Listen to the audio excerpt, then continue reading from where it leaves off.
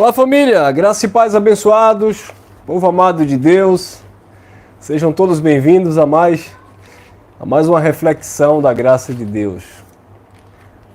Que vocês estejam reinando em vida e em perfeita vitória.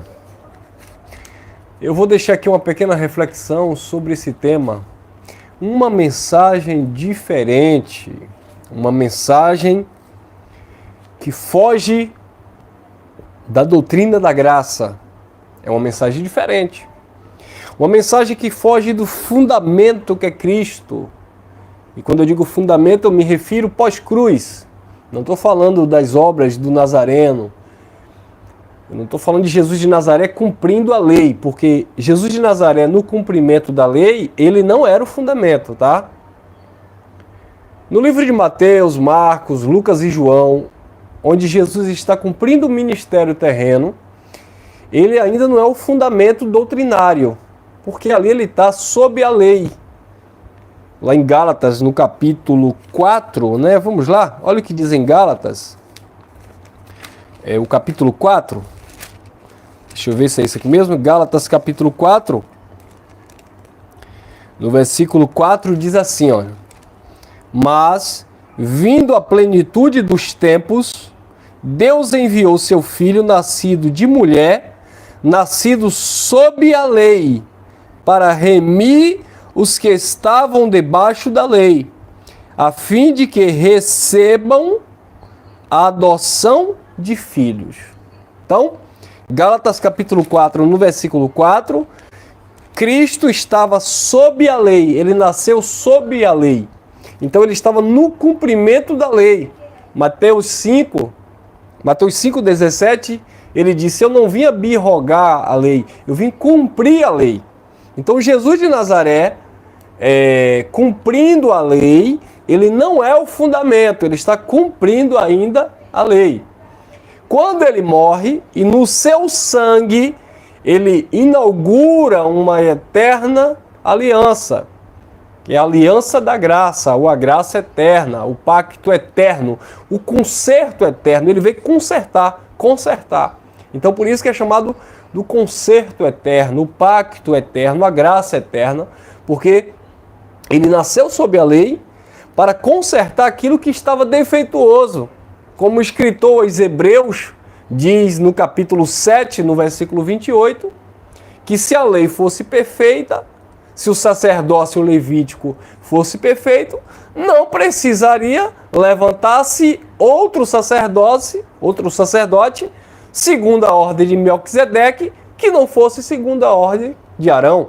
Então, levantou-se, foi necessário levantar um outro sacerdote, não mais segundo a ordem de Arão, mas agora segundo a ordem de Melquisedeque, um sacerdócio perpétuo, para quê? Para que desfizesse, né, o pacto antigo e que um novo pacto agora fosse estabelecido no sangue, tá? Então, abençoados, a doutrina da graça, a nova e eterna aliança, ela só nasce na morte e na ressurreição de Jesus. Quem prega uma mensagem diferente disso, ele está cometendo um equívoco. Por quê?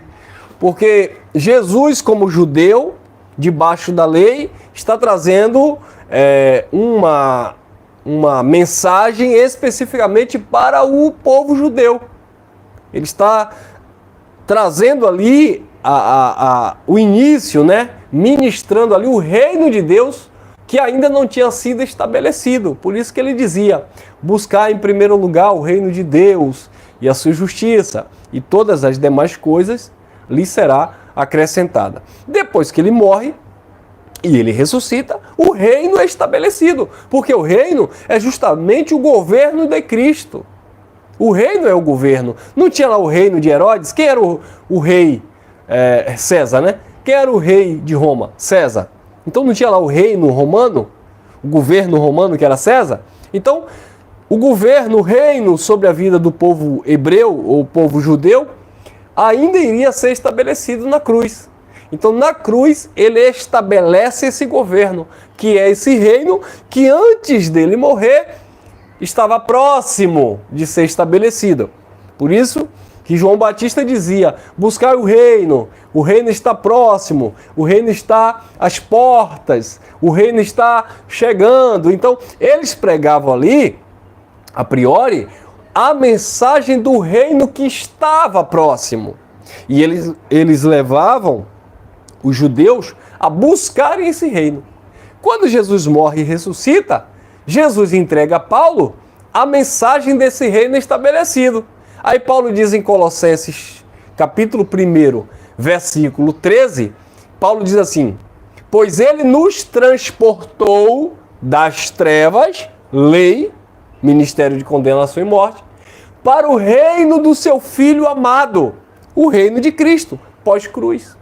O escritor aos Hebreus, acreditamos que tenha sido Paulo, 12:28, Paulo disse: tendo, pois, recebido, já recebeu, tendo, pois, recebido um reino inabalável, um reino que não pode ser abalado, Paulo diz: retenhamos, reter é guardar, retenhamos a graça de Deus, a doutrina da graça, pela qual, doutrina da graça, sirvamos ao Senhor, sirvamos a Deus, agradavelmente, com reverência e santo temor. Mas é isso que a religião prega? Não. A religião tem pregado uma mensagem diferente. A mensagem do Cristo ressuscitado é uma, a mensagem da religião é outra. A mensagem da cruz é uma, a mensagem do sistema religioso tradicional é outra. E quando você recebe uma mensagem diferente, você vai sofrer, porque você vai pagar um preço, entre aspas, que já foi pago. Você vai querer sacrificar, entre aspas, pelo sacrifício que já foi feito na cruz. Então, é como se você estivesse desfazendo dos feitos de Cristo. É por isso que Paulo disse a Pedro: não anulo a graça de Deus. Gálatas 2:21. Porque se a justiça procede da lei, segue-se então que Cristo morreu em vão. Amém, meus amados? Deixa o like e compartilha aí essa mensagem. Se não é inscrito, aproveita e se inscreva. Então, queridos, tenhamos cuidado com mensagem diferente. A mensagem que foge do padrão da graça, ela não glorifica a Deus. A mensagem que foge do ensinamento da graça, ela não exalta o feito de Cristo na cruz. Pelo contrário, ela diminui aquilo que Cristo fez. Ao invés da mensagem ser cristocêntrica, passa a ser homocêntrica, onde o homem, o pastor, o líder, uma suposta revelação, um suposto entendimento, toma o lugar da mensagem de Cristo e as pessoas aplaudem esses homens e negam a obra da cruz. E é por isso que Paulo falou aos Filipenses 3:18, Paulo disse: eles são inimigos da cruz de Cristo. O Deus dele é o ventre, só pensa nas coisas da terra. Então, os inimigos da cruz de Cristo, Paulo também se refere lá aos Romanos 16:17. Paulo diz: olha, tome cuidado, acautelai-vos desses que não servem ao Senhor Jesus Cristo, mas o seu próprio ventre, e com palavras suaves e lisonjas, eles enganam os corações, as mentes dos simples, os dos incautos, daqueles que não têm conhecimento. Mas quando o conhecimento chega, meu irmão, liberta, transforma as vidas. E este conhecimento chegou às nossas vidas. Então, precisamos analisar os pontos, sabe? Os fatos, para não estarmos recebendo uma mensagem diferente. E eu quero aqui só para a gente pincelar algumas coisas, não vou demorar, eu já estou aqui me organizando para ir para o meu trabalho, puxar umas aulas. Então veja bem, lá no livro de Atos, se não me falha a memória, foi um irmão até que estava me questionando nessa semana, foi o irmão, não sei se foi o irmão, eu esqueci o nome do irmão, rapaz, foi um irmão aí que estava me questionando sobre a questão do anjo. Se o irmão estiver aqui ao vivo, por favor, faça um comentário aqui. Acho que foi o irmão Gerson, parece. Porque lá em Atos, se não me falha a memória, diz que quando aquelas mulheres foram ao sepulcro, e Jesus não estava lá, o corpo de Jesus não estava lá, quando Jesus foi assunto aos céus, eles ficaram tristes, desanimados, que Jesus foi levado aos céus.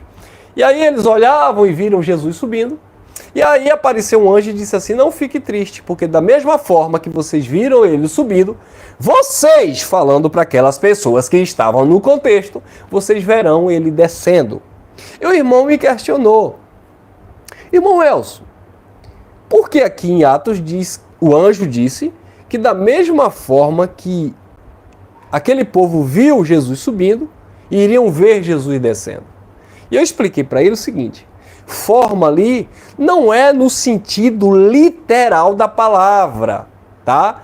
O que o anjo falou, ou que podemos entender, interpretar, é que aquelas pessoas que estavam presentes ali não morreriam sem ver o Filho do Homem voltando, assim como eles viram o Filho do Homem sendo elevado às alturas. E não forma no sentido literal. Eu acredito que ali tenha uma ideia distorcida, sabe? Tem uma forçação de barra do texto ali. Ou seja, ali tem uma mensagem tendenciosa, sabe? É uma mensagem tendenciosa. Primeiro, eu não posso criar uma doutrina na fala de um suposto anjo que não se repete em outro texto. Onde na Bíblia você vai encontrar um suporte para dizer que Jesus iria voltar da mesma forma física, literal, que ele foi levado aos céus. Não tem, irmão. Então, é o único texto que aparece um anjo dizendo: da mesma forma que vocês virem ele subindo, vocês verão ele descendo. Então, ali é um texto tendencioso. Ah, então, irmão Elcio, o anjo mentiu? Não, não tem nada a ver de anjo mentir. Tem a ver da interpretação ou da tradução, sabe, dos escritores. Por que, irmão Elcio? Porque em momento algum na Bíblia, dentro das cartas de Paulo, de Pedro, Tiago e João, nenhum dos apóstolos vai dizer, escrever, ensinar. E os apóstolos quem eram? Os enviados de Deus, de Cristo. Aqueles que foram levantados para pregar a palavra lá no primeiro século. Então, se os apóstolos não falaram isso, por que eu vou ficar com uma fala isolada de um anjo? Um único texto. Como nós vamos manter, sabe, esse fundamento de um anjo falando da forma que vocês viram ele subindo, vocês verão ele descendo? Não podemos, abençoado. É um versículo solto, é um versículo isolado, sem contexto, ou seja, não tem fundamento, ou seja, é uma mensagem diferente. Agora, quando eu vou para as cartas de Paulo, o que Paulo estava falando da vinda do Senhor? Paulo estava falando que seria da mesma forma que ele foi levado? Não. Paulo estava falando que ele vai se manifestar como, não é igual, como labareda de fogo. Ele vai, aí você vai ver os textos dizendo que ele vai reunir os eleitos dos quatro cantos. Você vai ver os textos dizendo que ele vai vir para julgar, ele vai vir em juízo. Então percebe-se que aí é uma figura de linguagem falando que ele viria em forma de fogo, que é uma expressão de juízo, para julgar a casa de Israel.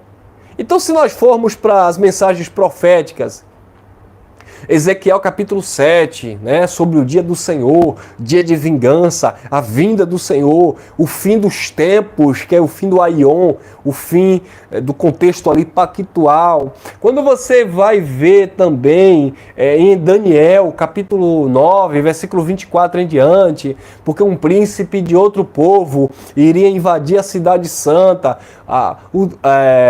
o santuário seria incendiado. Então você vai ver uma forma de fogo sinônimo de juízo, de julgamento para a casa de Israel. Você vai ver Paulo falando em 1 Tessalonicenses, capítulo 4, versículo 17 em diante, como labareda de fogo, ele se manifestando em forma de juízo. Então Paulo e as profecias bíblicas, tudo apontava para o retorno do Filho do Homem como uma forma de julgamento. E não como uma forma literal, como o anjo disse em Atos. Pegou aí? O próprio Jesus de Nazaré, em Mateus 24, falando, então virá o fim. O fim de quê? O fim pactual. Quando o templo caísse, e de fato o templo caiu. E o que aconteceu quando o templo caiu em 70? Incêndio em Jerusalém? Lucas capítulo 20, versículo 21 em diante. Ou é Lucas 21, 21. A cidade foi sitiada. Quando vocês virdes Jerusalém cercada, sabeis que é chegado a vossa desolação. É o juízo. Porque serão dias de vingança, diz o Senhor. Olha aí. Você vai ver também no livro de Amós, no capítulo 5, se eu não me engano, no versículo 18 em diante. Vocês que desejam o dia do Senhor, vocês estão pensando que o dia do Senhor é dia de paz? Está lá, se eu não me engano, é Amós, capítulo 5, versículo 18 em diante. O dia do Senhor não será dia de paz, mas será dia de guerra, de destruição. Ah, vocês estão desejando o dia do Senhor, é? Hã? Vocês acham que o dia do Senhor é o Senhor descendo, igual vocês viram ele subindo, como disse o anjo? Isso é uma mensagem diferente.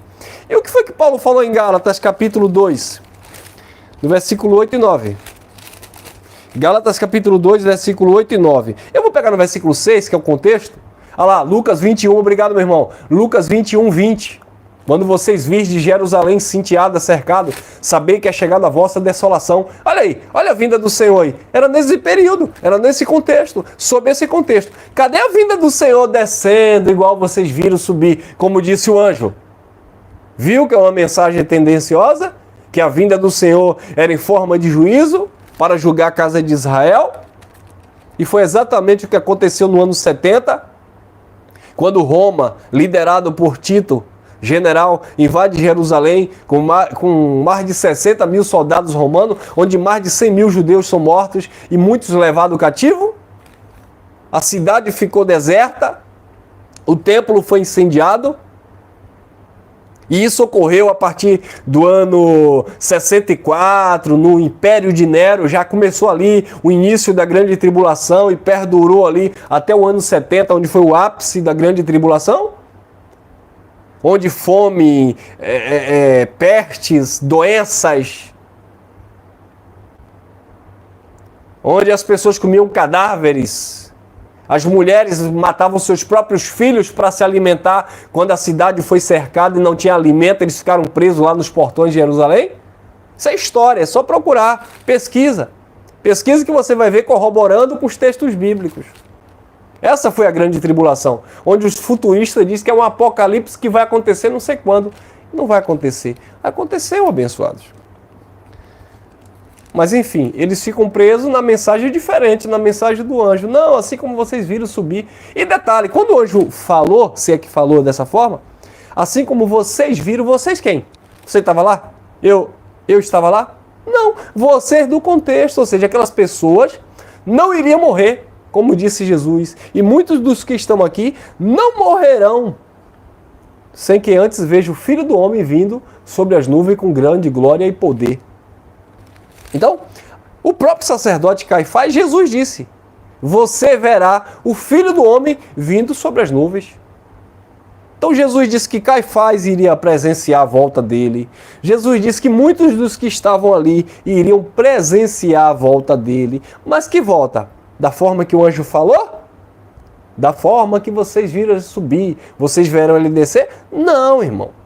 Ali a questão é, da maneira que vocês viram ele subindo, vocês estarão vivos para presenciar ele retornando. Mas não significa que era o retorno igual da forma que eles viram subir. Era que eles iriam presenciar, só isso. Tá bom, meus amados? Gálatas 2, versículo 6 em diante, Paulo disse. Não, Gálatas capítulo 1. Gálatas capítulo 1, versículo 6, cuidado com a mensagem diferente. Gálatas capítulo 6, capítulo 1, versículo 6 em diante. Maravilha-me de que tão depressa vos passaste daqueles que vos chamou a graça de Cristo para outro evangelho. 7. O qual não há outro evangelho, mas alguns vos inquietam e querem transtornar o evangelho de Cristo. Estão transtornando. Aí Paulo vai dizer no versículo 8, mas, ainda que nós, versículo 8, mas, ainda que nós mesmos, ou um anjo, vos anuncie um outro evangelho, seja maldito. 9, assim como já vos disse, agora digo novamente, se alguém vos anunciar um outro evangelho, além do que temos anunciado, seja, não recebais, porque ele é anátema, maldito. Viu aí, abençoado? Anátema, maldito. Paulo disse no versículo 8, se um anjo vos anunciar um outro evangelho. Então, se eu pego a mensagem do anjo dizendo, assim como vocês viram, vocês verão ele descendo, e eu faço uma doutrina em cima disso, eu estou anulando todas as escrituras, todos os sermões proféticos acerca da vinda de Jesus, e estou agora passando adiante a doutrina de um anjo. Paulo disse, é outro evangelho, é uma mensagem diferente. Volto a repetir. Então o anjo mentiu, irmão Elcio. Não estou dizendo que o anjo mentiu. Eu estou dizendo que, por certo, é uma mensagem tendenciosa. Não teve nada de anjo falando desta forma que eles interpretaram, os pais da igreja interpretaram, e tem passado de geração em geração para as pessoas acharem que Jesus vai voltar daquela forma no sentido literal. Mas não, era para julgar Israel. Tá, abençoado? Então não receba uma mensagem diferente. Por quê? Porque senão você vai sofrer. 2 Coríntios, capítulo 11, versículo 4, diz assim, ó. E eu encerro. 2 Coríntios, capítulo 11, versículo 4. Porque se alguém vos pregar um outro Jesus que nós não temos pregado, ou se recebeis um outro espírito, uma outra doutrina que não recebestes, ou um outro evangelho que não abraçastes, com razão sofrereis. Então existem pessoas que estão sofrendo porque estão recebendo um outro Jesus, que não é o Jesus, o Cristo da Bíblia, o Cristo da graça. Tem recebido um outro espírito, que não é um espírito de sabedoria, de revelação. Tem recebido um outro evangelho, uma outra palavra, uma outra mensagem, uma mensagem diferente. E é por isso que deixa de desfrutar do reino de Deus que já habita na nossa consciência, quando temos consciência de que ele já fez uma obra perfeita. Amém, meus amados? Então tome cuidado com mensagem diferente de Cristo, não é diferente do irmão Elcio. Estamos aqui para estudar as Escrituras e transmitir uma mensagem transparente, onde estamos firmados, né, nesta graça. E a mensagem do anjo que você viu, que o anjo supostamente falou para aquelas pessoas, da forma que vocês viram subir, vocês verão descer. A minha pergunta é, Maria ainda está viva até hoje?